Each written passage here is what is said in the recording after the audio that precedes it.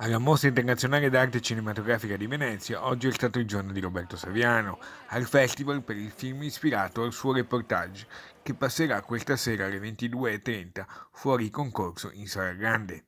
E sul red carpet è sempre più grande anche l'attesa per Johnny Depp, altra superstar hollywoodiana che in queste ore sbarcherà in laguna.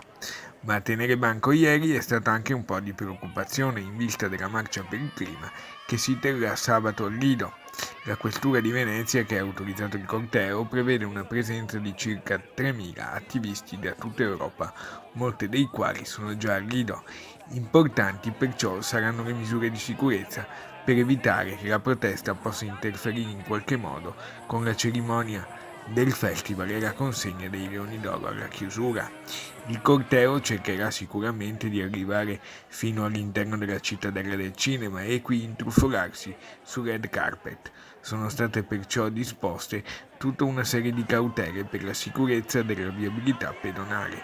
Verranno ad esempio temporaneamente spostati tutti i cassoneti della spazzatura.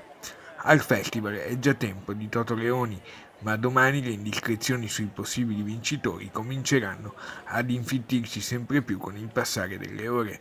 Successo anche per il virtual reality nell'isola del Lazzaretto Vecchio e ieri, allo spazio della Regione Veneto, alla presenza anche dell'assessore regionale al turismo Federico Caner, è stata presentata l'attività dell'anno della Treviso Film Commission.